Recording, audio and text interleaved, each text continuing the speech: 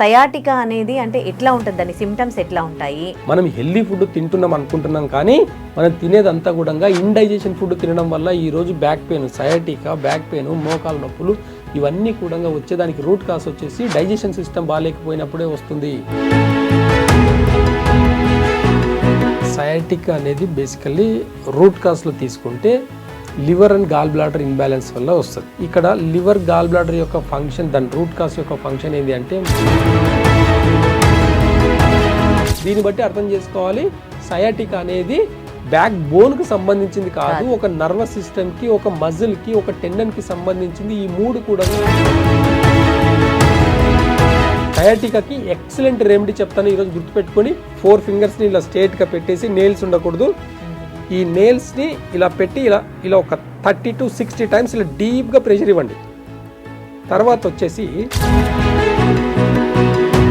Neck pain వచ్చే వాళ్ళకి ఒక్కటే అండి, చాలా బాగా గుర్తుపెట్టుకోండి. ఎవరికైనా నెక్ పెయిన్ నుంచి ఇలా తలంతా పట్టేసుకొని ఇలా లాగుతూ చెయ్యి దగ్గరికి వచ్చింది అంటే, ఇలా పట్టుకుంది, ఇలా ఒక 30 సెకండ్స్ అనాలి. ఇలా ఒక 30 సెకండ్స్ అంటే మీ నెక్ పెయిన్ చూసిన తర్వాత కామెంట్ పెట్టండి. బ్యాక్ పెయిన్ ఉంది, ఈ బ్యాక్ పెయిన్లో స్పైనల్ కార్డ్ అంటే కిడ్నీ రిలేటెడ్కి సంబంధించింది. వాటర్ కరెక్ట్గా తాగితే బ్యాక్ పెయిన్ తగ్గుతుంది. వాటర్ తాగే పద్ధతి కూడా ఈరోజు జనాలు మర్చిపోయారు. గడ పైనుంచి తాగడం వల్ల. Welcome to I dream. నేను ఉదయశ్రీ. ప్రెసెంట్ మనతో పాటు ఇప్పుడు స్టూడియోలో ఖ్యాతన్ ఆరోగ్య కేంద్రం నుంచి ఖ్యాతన్ దిలీప్ కుమార్ గారు మనతో ఉన్నారు. హీఈస్ ఎక్స్పర్ట్ ఇన్ ఆయుర్వేదం, ఆక్యుపంచర్ అండ్ న్యాచురల్ సైన్స్. మాట్లాడదాం. నమస్తే అండి. నమస్తే. లాస్ట్ టైం మీతో వీడియో చేస్తే చాలా మంచి రెస్పాన్స్ వచ్చింది. కింద కమెంట్స్లో మీరు చెప్పిన కొన్ని టిప్స్ ఉన్నాయి, నీ పెయిన్స్కి మనం ఇంట్లో చేసుకునే విధంగా చిన్న చిన్న టిప్స్ మీరు చెప్పారు. సో మంచి రెస్పాన్స్ వచ్చిందండి. అండ్ వాళ్ళే మళ్ళీ ఇంకా కొన్ని ప్రాబ్లమ్స్కి మిమ్మల్ని టిప్స్ అడుగుతూ అండ్ మెడిసిన్ గురించి కూడా అడుగుతూ ఉన్నారు. అందులో ముఖ్యంగా కమెంట్స్లో అడిగింది ఏంటంటే సయాటికా ఒకటి, and back pain, neck pain and arthritis. So ఇవాళ మనము ఆ టాపిక్స్ మాట్లాడుకుందాం. ఫస్ట్ సయాటికా గురించి మాట్లాడదాం.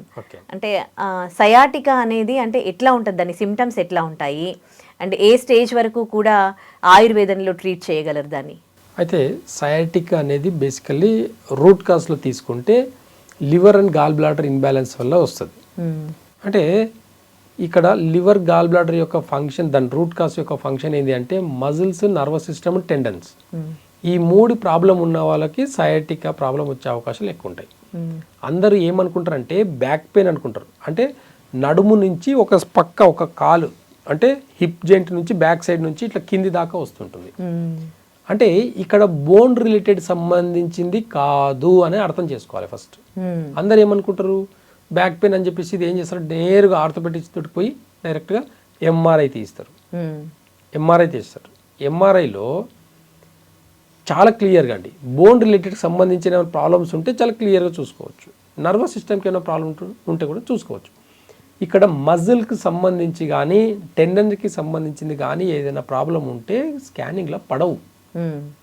ఇప్పుడు రాత్రి పడుకున్నప్పుడు మెడ పట్టుకుంటుందండి కొంతమందికి, నిద్రలో మెడ పట్టుకుంటుంది. 99% మెడ పట్టుకోవడం అంటే ఏంటి అంటే మన బాడీలో మన బాడీలో గాలి తత్వం ఎక్కువైపోయి గాలి అక్కడ పీడనం అనేది స్ట్రక్ అయిపోయి మెడ పట్టేసుకుంటుంది. అలాగే ఇలా కదిలిస్తే నొప్పి అవుతుంటుంది. అలాగే నేరుగా హాస్పిటల్కి వెళ్ళేసి ఎక్స్రే తీస్తారు. ఎక్స్రే తీస్తే ఇక్కడ మెడ ఇరిగిపోలే కదా నైట్ జస్ట్ గాలి ఎక్కువ గ్యాస్ట్రిక్ ప్రాబ్లం వల్ల గ్యాస్ ప్రాబ్లం అయ్యి క్యాచ్ అయింది. ఇక్కడ జస్ట్ ఎక్స్రే చూస్తే ఏమీ తెలియదండి, కానీ ఎక్స్రే తీపిస్తారు. కానీ నిజం చెప్పాలంటే ఎక్స్రే అవసరం లేదండి. అక్కడ జస్ట్ మనకు ఒక చిన్న గ్యాస్ట్రిక్ ప్రాబ్లం బాడీలో విండ్ తగ్గించుకోగలిగితే చాలు, ఆటోమేటిక్గా రిలీజ్ అవుతుంది. లేదు అంటే కొన్ని యాక్యుపెంచర్ పాయింట్స్ ఉంటాయి, ఆ ప్రెషర్ పాయింట్స్ని జస్ట్ యాక్టివేట్ చేసుకుంటే కూడా తగ్గుతాయి.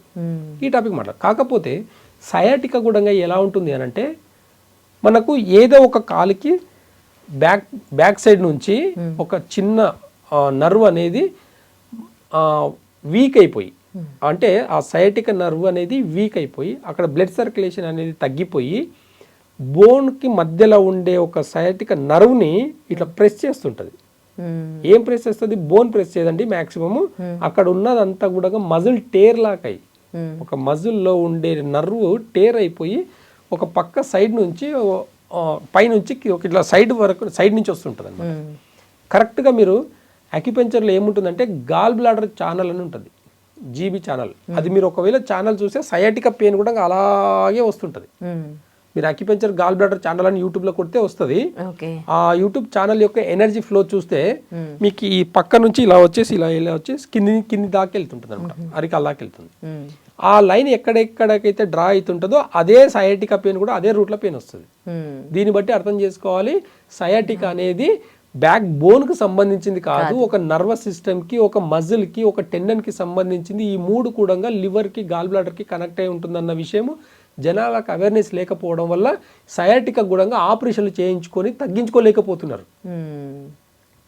కానీ చాలా ఈజీగా, చాలా సులువుగా మనము ఈ గత వీడియోలో ఎలా అయితే మోకాలకు కొన్ని టిప్స్ చెప్పి తగ్గించుకున్నారో జనాలు, సేమ్ అలాగే అండి. గుర్తుపెట్టుకోండి, సయాటికాని 2 కాళ్ళకు ఏదో ఒక లెగ్కి పెయిన్ మాత్రమే పైనుంచి కింది దాకా పారడం, అంటే అక్కడ ఉన్న బ్లడ్ సర్క్యులేషన్లో ఫ్లో అనేది తగ్గిపోవడం వల్ల, లేదంటే బ్లడ్ సర్క్యులేషన్లో వీక్ ఉండడం వల్ల, నర్వస్ సిస్టమ్ వీక్ ఉండడం వల్ల ఒక సయాటికా పెయిన్ వస్తుంది. ఇది నిజం చెప్పాలంటే ఒక డైజెషన్ వల్ల వస్తుంది. సరిగా డైజెషన్ కాకపోవడం వల్ల, అంటే లివర్ గాల్ బ్లాడర్ ఏంది అంటే డైజెషన్ ప్రాసెస్ని, మెటబాలిజం సిస్టమ్ని మొత్తం, అంటే మనం తిన్న ఫుడ్లకేంటి మొత్తం న్యూట్రిషన్స్ అన్నీ మనకు బాడీకి అందాలంటే మనకు గాల్ బ్లాడర్ లివరే పనిచేస్తుంది. కాబట్టి ఈ టాక్సిన్స్ అన్నీ కూడా బయటికి పంపించకపోవడం వల్ల ఏదో ఒక నర్వస్ సిస్టంలో గ్యాస్ట్రిక్ ప్రాబ్లం ఎక్కువైపోయి, అక్కడ విండ్ ఎక్కువైపోయి, ఆ పైనుంచి కింది దాకా కాలు పారడం కాకుండా నొప్పి అనేది వస్తుంది, విపరీతమైన సివియర్ పెయిన్ ఉంటుంది. ఇంత సివియర్ పెయిన్కి అక్యుపెంచర్లో కానివ్వండి, ఆయుర్వేదంలో కానివ్వండి, న్యాచురోపతిలో కానివ్వండి చాలా ఈజీగా అనమాట. న్యాచురోపతి పద్ధతిగా చూస్తే మాత్రం ఖచ్చితంగా వీళ్ళు పులుపు ఆపేసి చూస్తే 50% నొప్పి తగ్గిపోతుంది. అక్యుపెంచర్లో ఒక పాయింట్ చెప్తాను, చాలా ఎక్సలెంట్ రెమెడీ సయాటికాకి ఎక్సలెంట్ రెమెడీ చెప్తాను ఈరోజు గుర్తుపెట్టుకొని. గతంలో ఏ వీడియో అయితే చూసి మీరు కామెంట్స్ పెట్టారో, ఎలా అయితే నీ పెయిన్స్కి మీరు నొక్కి చూసి కామెంట్స్ పెట్టారో, అలాగే సయాటికా కూడా ఈరోజు నేను చెప్పే టిప్ని పాటించిన తర్వాతనే మీరు కామెంట్ పెట్టండి. మీ కామెంట్ 10 మంది చూసి నేర్చుకునేలాగా ఉండాలి. మీ కామెంట్ వచ్చేసి 10 మందికి ఇన్స్పిరేషన్ లాగా ఉండాలి తప్ప మీరు టైంపాస్ కోసం రీల్స్ చూసేలాగైతే మాత్రం కామెంట్ పెట్టకండి. రీలే చూడండి మీరు, మీకు అవసరం లేకపోతే. మీకు అవసరం అని అనిపిస్తే మీకు కానీ, మీ ఫ్రెండ్స్కి కానీ, మీ ఫ్యామిలీ మెంబర్స్ ఎవరికైనా ప్రాబ్లం ఉన్నప్పుడు ఖచ్చితంగా నేను చెప్పిన రెమెడీ పాటించిన తర్వాతనే కామెంట్ పెట్టండి. మనం గతంలో ఏం చెప్పాం, మనం ఇక్కడ నుంచి ఇక్కడ వరకు మొత్తం బాడీ అని తీసుకున్నాం. ఇవి 2 కాళ్ళు, ఇవి 2 చేతులు, మధ్యలో ఉన్నాయి లెగ్స్, ఈ 2 చేతులు, ఇది తల భాగము, బాడీ ముందు భాగం, బాడీ వెనక భాగం. సయాటికా ఎక్కడ వస్తుందండి మనకు? 2 లెగ్స్, ఏదో ఒక లెగ్కి వస్తుంది. ఓకేనా? సయాటికా అంటే ఏంటి? హిప్ జాయింట్ నుంచి సైడ్ నుంచి వస్తుంది. ఓకేనా? ఇవి 2 కాళ్ళు అనుకున్నాం కదా మనం, ఈ 2 కాళ్ళు అనుకున్నాం మనం, గుర్తుపెట్టుకుని ఈ 2 కాళ్ళు అనుకున్నాం. ఈ 2 కాళ్ళ మధ్యలో నుంచి స్పైనల్ కార్డ్ ఉంటుంది మనకు. 2 కాళ్ళ మధ్యలో నుంచి బ్యాక్ సైడ్లో స్పైనల్ కార్డ్ ఉంటుంది మనకు, స్పైనల్ బోన్ ఉంటుంది. ఈ 2 కాళ్ళ మధ్యలో సెంటర్లో బ్యాక్ పెయిన్ నుంచి ఉంది, మీకు బ్యాక్ పెయిన్ ఉంది ప్లస్ సయాటికా ఉంది అన్నప్పుడు 4 ఫింగర్స్ని ఇలా స్ట్రేట్గా పెట్టేసి, నెయిల్స్ ఉండకూడదు, ఈ నెయిల్స్ని ఇలా పెట్టి ఇలా ఒక 30 to 60 టైమ్స్ ఇలా డీప్గా ప్రెషర్ ఇవ్వండి. డీప్ ప్రెషర్ ఇది స్పైనల్ కార్డ్లో ఉండే సయాటికా నర్వ్ రిలీజ్ అవ్వడానికి ఉపయోగపడుతుంది. ఇలా ఒక 60 టైమ్స్ గట్టిగా డీప్గా నాలి. ఇది స్పైనల్ కార్డ్. ఓకేనా? కరెక్ట్గా దీని సెంటర్, ఈ 2 కాళ్ళ సెంటర్. ఓకేనా? తర్వాత వచ్చేసి మనకు ఇక్కడ లాజికల్గా చూడాలి, చాలా లాజిక్ చూడండి. ఇది ఉంది కదండి, ఈ బోన్స్ ఉన్నాయి కదా, ఇవి హిప్ జాయింట్, హిప్ యొక్క బాల్స్ ఇవి. ఈ 2 హిప్ బాల్స్, ఈ 2 చేతులు అనుకున్నాం కదా ఇవి మనము. ఇవి 2 కాళ్ళు, ఈ 2 చేతులు. చేతులకు కూడా ఇవి ఏంటివి? ఇవి భుజాలు, షోల్డర్స్. ఇవన్నీ 2 భుజాలు ఉన్నాయి, 2 హిప్ జాయింట్ ఉన్నాయి, ఈ 4 జాయింట్స్ ఉన్నాయి. ఇక్కడ కింద 2 జాయింట్స్ ఉన్నాయి, పైన 2 జాయింట్స్ ఉన్నాయి. ఒక బాడీ స్ట్రక్చర్ తీసుకుంటే 2 భుజాలు ఉన్నాయి, 2 హిప్ జాయింట్ ఉన్నాయి, మధ్యలో బాడీ. ఇదంతా బ్యాక్ సైడ్ బాడీ, ఇదంతా ఫ్రంట్ సైడ్ బాడీ. ఓకేనా? అర్థమైందా? ఇప్పుడు సయాటికా అన్నప్పుడు ఏంటి? ఈ బాల్ ఉంది కదా, ఒకవేళ ఇది ఇలా తీసుకుంటే, లెఫ్ట్ హ్యాండ్ని తీసుకుందాము, ఇది లెఫ్ట్ హ్యాండ్ తీసుకుంటే, ఇది లెఫ్ట్ హ్యాండ్, ఇది లెఫ్ట్ లెగ్, ఇది రైట్ సైడ్ ఉంది చూడండి. మన బాడీకి ఇది రైట్ సైడ్ ఉన్నప్పుడు ఇది రైట్ హ్యాండ్, ఇది రైట్ లెగ్. అర్థమవుతుందా? This is right side, this is left side. ఒకవేళ కుడి లెగ్ అంటే కుడి leg sciatica right side pain ఉంది అంటే ఈ రింగ్ ఫింగర్ని లెఫ్ట్ సైడ్లో రింగ్ ఫింగర్ని ఈ సరౌండింగ్ ఉంది కదా, ఈ రౌండ్ హిప్ జాయింట్ మధ్యలో నుంచి పెయిన్ వస్తుంది. మనం ఏం చేసినాము, ఈ రెండిటికి మధ్యలో ఒక 30 సెకండ్స్ డీప్ ప్రెషర్ ఇచ్చినాము. దాని తర్వాత ఒకవేళ ఈ బాల్ రౌండ్ ఉందా, ఈ బాల్కి రౌండ్గా కరెక్ట్గా ఈ ఫింగర్ని ఇలా పట్టుకొని లాగి ఇలా అనాలండి. గట్టిగా ఇలా పట్టి ఇట్లా లాగి ఇలా అనాలి. అందరు ఇలా పట్టి లాగుతారు, అలా కాదు, ఇలా క్యాచ్ చేయాలండి. లాకింగ్ సిస్టమ్ ఇది. ఒకసారి మా దగ్గరకు వస్తే మేము నేర్పిస్తాం పేషెంట్కి, వాళ్ళు ఇంటికి వెళ్ళేసి చేసుకోవచ్చు. అందుకని ఇలా పట్టుకుంటే వదులుకోలేరు. మేము ఒకసారి కానీ ఇట్లా పట్టుకున్నామంటే మీరు ఇలా లాగితే కూడా రాదు మీకు చెయ్యి, అంత గట్టిగా పట్టుకుంటాం. దీంట్లో అంత గ్రిప్ ఉంటుంది. ఇలా పట్టుకున్నాం అనుకోండి, ఇలా అంటే వచ్చేస్తుంది. అదే ఇలా పట్టుకున్నాం అనుకోండి, ఇక్కడ కింది నుంచి లాక్ చేసి ఉంటాము, పై నుంచి లాక్ చేసి ఉంటాము, పైన ప్రెషర్ వేసి ఉంటాము. మీరు చెయ్యి వదిలించుకోవాలంటే కష్టం, అంత డీప్ ప్రెషర్ పడుతుంది. కాబట్టి ఈ లెగ్ని ఇలా పట్టుకొని ఇలా ఒక 30 టైమ్స్ అంటాం. అప్పుడు ఏమవుతుందంటే లెగ్ని పట్టుకొని కొంచెం బ్యాలెన్స్ చేసినట్టు. అప్పుడు ఈ లెగ్ కూడా అంటే మనం బ్యాలెన్స్ చేస్తున్నాం. ఇక్కడ స్పైనల్ కార్డ్ నుంచి 2 నరాలు సపరేట్ అయ్యి రైట్కు లెఫ్ట్కు నర్వస్ సిస్టమ్ వస్తుంది.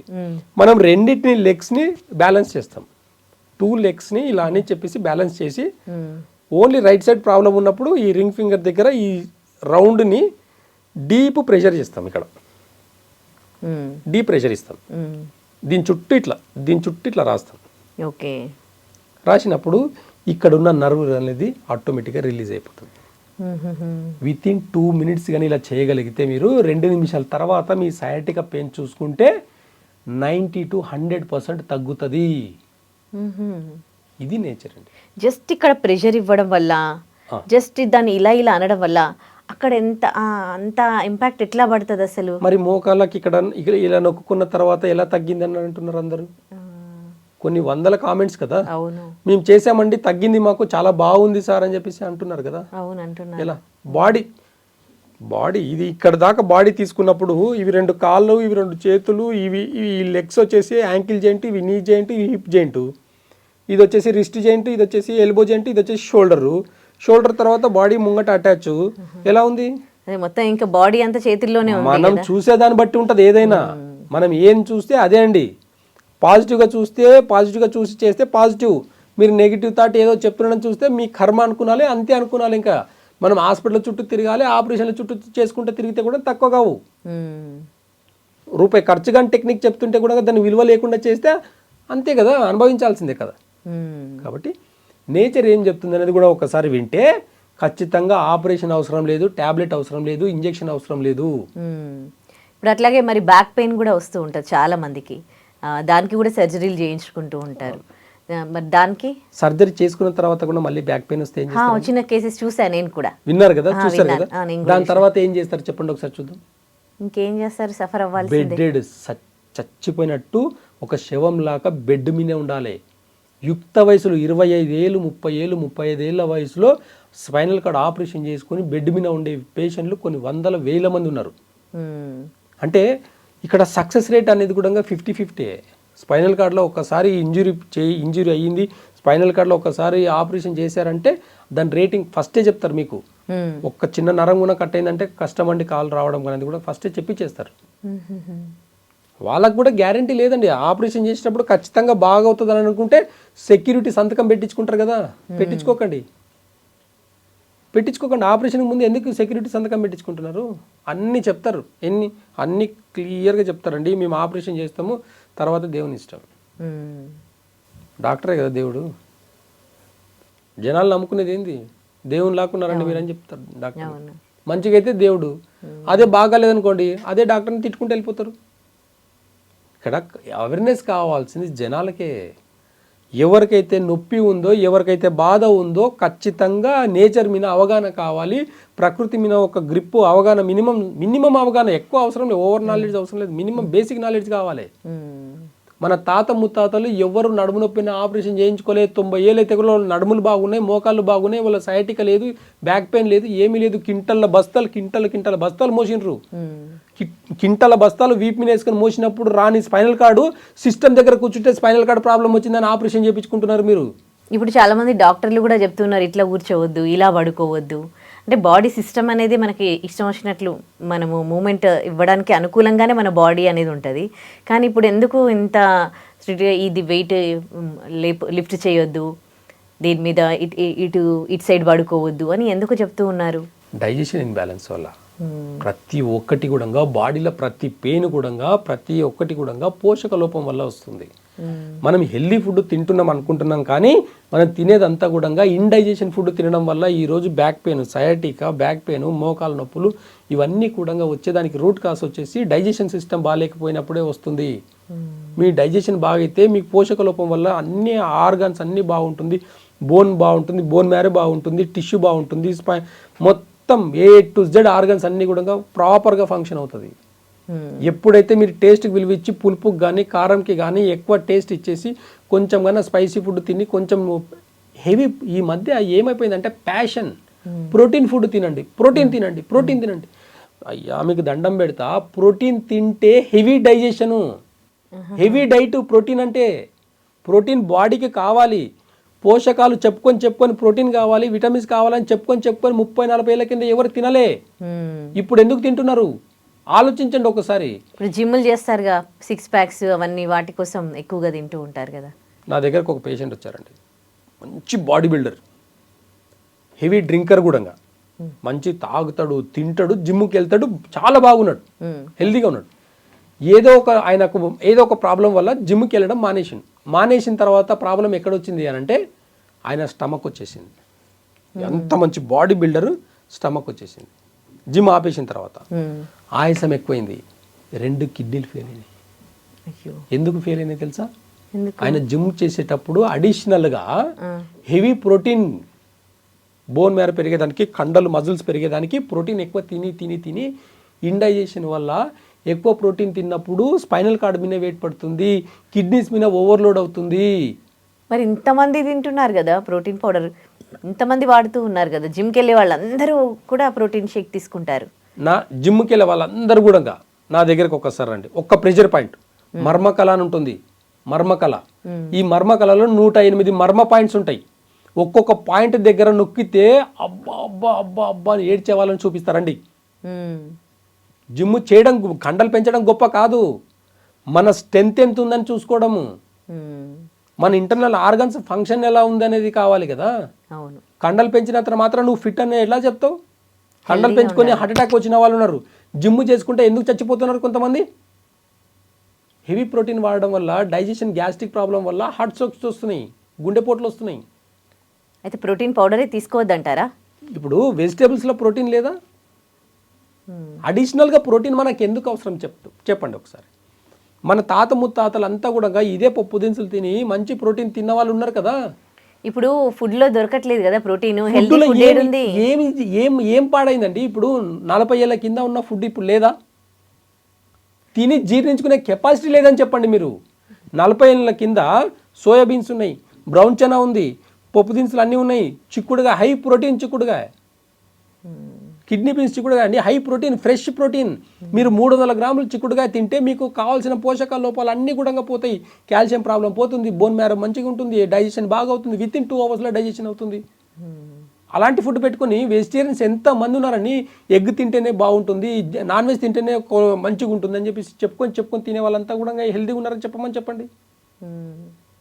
అన్ని పోషకాలు తిని పోషక లోపం, విటమిన్ డి ప్రాబ్లం అంటారు, అన్ని తిని విటమిన్ B12 ప్రాబ్లం అంటారు, అన్ని ఎందుకు చెప్పండి. మరి తినేది డైజెషన్ కానప్పుడు ఇవన్నీ ప్రాబ్లమ్స్.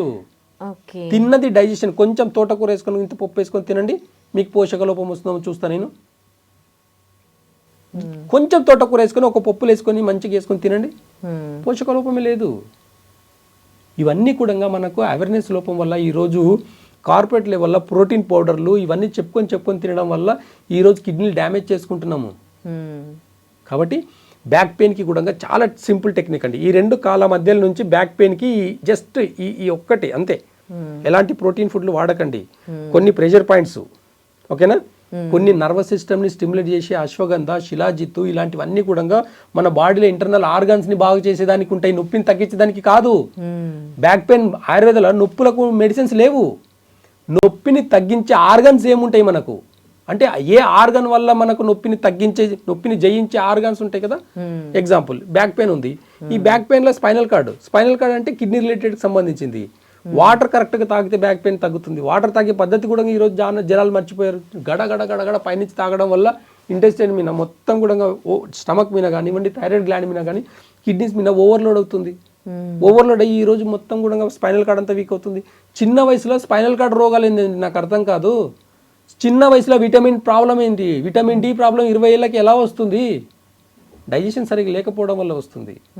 ఏం తినాలి, ఎలా తినాలి, ఏ ప్రాబ్లమ్స్ వస్తే ఏం తినకూడదు, ఏం తినాలి, మా దగ్గరికి వచ్చే వాళ్ళకి ఇవే చెప్తామండి మేము. అసలు బ్యాక్ పెయిన్ కి ఈ రెండు ఫింగర్స్ మధ్యలో ఇది పెడితే బ్యాక్ పెయిన్ తగ్గిపోతుంది. సివియర్ బ్యాక్ పెయిన్ దీని మీద ఒక 4 ఫింగర్స్ ఇలా పెట్టేసి ఒక డీప్ ప్రెషర్ ఇస్తే తగ్గిపోతుంది. చెక్ చేసుకున్న తర్వాత కామెంట్ పెట్టి చూడండి మీరు. కాదు, ఇప్పుడు డాక్టర్స్ చెప్తారు దీంట్లో స్టేజెస్ ఉంటాయి, గ్రేడ్స్ ఉంటాయి, 4th స్టేజ్కి వెళ్తే సర్జరీ చేయాలని. ఇప్పుడు మీరు చెప్పిన ఈ ప్రెషర్ పాయింట్ 4th స్టేజ్ వరకు వెళ్ళిన వాళ్ళకి కూడా రికవర్ అవుతుందా? స్పైనల్ కార్డ్ ఇంజూరీ అయిపోయి 2 కాళ్ళు చచ్చిబడిపోయిన వాళ్ళకు కూడా పనికి వస్తుంది. 2 కాళ్ళు చచ్చిబడిపోయిన వాళ్ళకు కూడా అంత ఎఫెక్టివ్గా పనిచేస్తుంది ఇది. కాబట్టి ఈ ప్రెషర్ పాయింట్స్ని కాకుండా ఆయుర్వేదాలు కూడా రూట్ కాస్ ఏం చెప్తుంది. కప్పింగ్ థెరపీ చేస్తాం బ్యాక్ పెయిన్ వాళ్ళకు. అక్కడ మజిల్ టేర్ అయి ఉంటుంది కొంతమందికి. కప్పింగ్ థెరపీ చేసినప్పుడు ఏమవుతుందంటే అక్కడ ఉన్న మజిల్స్ అన్ని కూడా క్యాచ్ అయినవన్నీ కూడా రిలీజ్ అవుతాయి. బ్లడ్ సర్క్యులేషన్ ప్రాపర్గా జరుగుతుంది, ఈజీగా కవర్ అవుతుంది. అలాంటివి ఎన్నో టెక్నిక్స్ ఆల్టర్నేట్ థెరపీలు ఆయుర్వేదంలో, యాక్యుపంచర్లో, న్యాచురల్ థెరపీలో ఎన్నో ఉన్నాయి. అట్లా మేము ఏం చేస్తున్నాము, ఆయుర్వేద మెడిసిన్స్ ఇస్తాము, యాక్యుపంచర్ చేస్తాము, ప్లస్ న్యాచురోపతి డైట్ చెప్తాము. ఏం తింటే బాగుంటుంది, ఏం తినకపోతే బాగుంటుంది. ఇవన్నీ ఇంపార్టెంట్ అండి లైఫ్లో. అన్ని టాబ్లెట్లు వేసుకొని నేను అన్ని తింటానంటే ఏదో ఒక రోజు ఆపరేషన్ తప్పదు మీకు. ఇప్పుడు ఒకవేళ ఆల్రెడీ ఇప్పటివరకు సర్జరీ చేయించుకున్న వాళ్ళకి మళ్ళీ బ్యాక్ పెయిన్ వచ్చింది అనుకోండి, వాళ్ళకి మీరు ట్రీట్మెంట్ చేస్తారా? వాళ్ళకి కూడా ఖచ్చితంగా మనకి ఏదో ఒక సొల్యూషన్ ఉంది. ప్రతి దానికి సొల్యూషన్ ఉంది.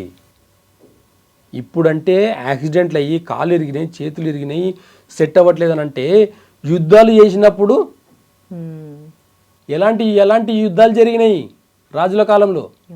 అలాంటి వాళ్ళు చనిపోలేదండి. దాన్ని సర్వైవ్ అయ్యి ఎలా బయటపడ్డారు అనేది ఒకసారి గుర్తించుకోండి. యుద్ధాలు అంటే ఒకప్పుడు జిమ్ కన్నా ఎక్కువ బలిష్టంగా ఉండేది. ఒక్కొక్కప్పుడు యుద్ధ వీరులు అంటే ఎలా ఉండేది ఒకసారి చూడండి మీరు. ఎంత బలిష్టంగా ఉండేది. 100 ఏళ్ళు వాళ్ళ హెల్త్ ఎంత, ఇంటర్నల్ ఆర్గన్స్ని ఎంత స్ట్రాంగ్గా పెట్టుకుని అప్పుడు తిన్న ప్రోటీన్ పేర్లు చెప్పండి. ఇప్పుడు నాకు యుద్ధ వీరులు తిన్న ఫుడ్ ఏందో చెప్పమని చెప్పండి. ఇప్పుడు అలాంటి డైట్ ఇప్పుడు పెట్టండి. అలాంటి డైట్ ఇప్పుడు జీర్ణించుకునే కెపాసిటీ ఇవ్వండి. చూద్దాం యుద్ధ వీరులకు ఉన్న శక్తి ఇప్పుడు జిమ్ బాడీకి వెళ్ళేసి 6 ప్యాక్ చేసుకునే వాళ్ళ బాడీ ఎలా ఉంటుందో తెలుస్తుంది. అంటే అప్పుడు తిన్నది మామూలుగా ఇవే ఆకుకూరలు, కూరగాయలు ఏమున్నాయండి అప్పుడు. ఏమున్నాయి అప్పుడు? మసాలాలు ఉన్నాయా, నూడిల్స్ ఉన్నాయా, ప్రోటీన్ ఫుడ్లు ఎక్స్ట్రా ఉన్నాయా?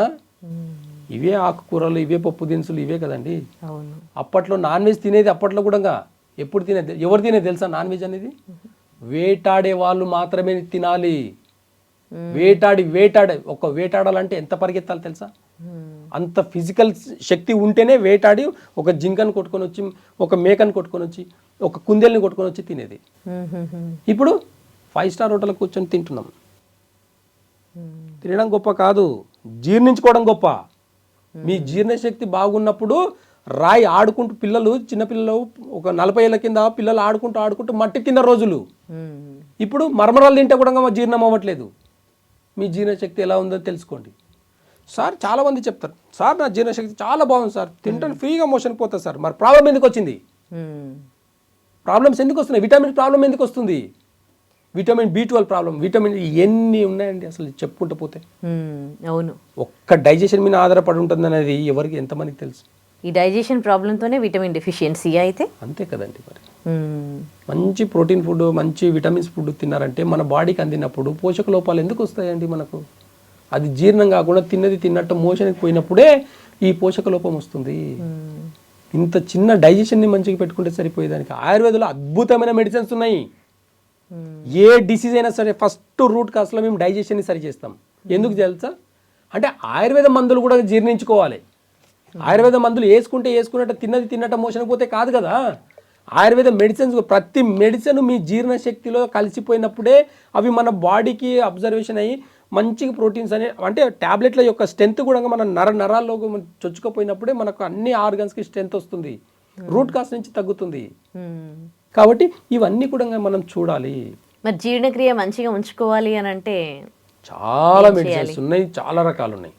ఎగ్జాంపుల్ ఇప్పుడు మనకి ఇది అంబ్లికల్ అండి, మనకి దీని చుట్టూ అంటే బొడ్డు చుట్టూ కూడా మనకి స్మాల్ ఇంటెస్టైన్ ఉంటుంది.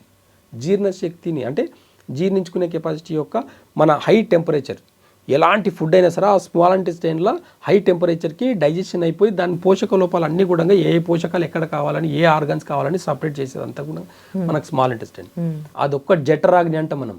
ఆ జఠరాగ్ని ఒక్కటి మంచిగా ఉంటే షుగర్ లేదు, బీపీ లేదు, థైరాయిడ్ లేదు, స్పైనల్ కార్డ్ లేదు, బ్యాక్ పెయిన్ లేదు, ఏది లేదండి. ఒక్క జీర్ణశక్తిలో స్మాల్ ఇంటెస్టైన్ మంచిగా పెట్టుకుంటే చాలు. అది పగలపూట యాక్టివ్గా ఉంటుంది. అందుకే ఒకప్పుడు మార్నింగ్ హెవీగా డైట్ తినేది, ఇప్పుడు నైట్ పడుకునేటప్పుడు హెవీగా డైట్ తింటున్నాం. మార్నింగ్ డైట్ హెవీగా తిన్నప్పుడు డే అంతా నువ్వు కష్టపడడం వల్ల నీ జీర్ణం అనేది తొందరగా అవుతుంది. నైట్ ఈవినింగ్ నువ్వు రెస్ట్ చేసుకునే టైంలో నువ్వు హెవీగా తింటే ఎలా జీర్ణం అవుతుంది? నైట్ హెవీగా తినడం ఆపేసి చూడండి, మీ జీర్ణశక్తి స్లోగా బాగవుతుంది. ఇప్పుడు అంతా ఉల్టా అయిపోయింది, రివర్స్ అయిందండి. ఒకప్పుడు మార్నింగ్ హెవీగా తినేది, మధ్యాహ్నం మోడరేట్గా తినేది, ఈవినింగ్ వచ్చేసి స్నాక్స్ లాగా తిని పడుకునేది.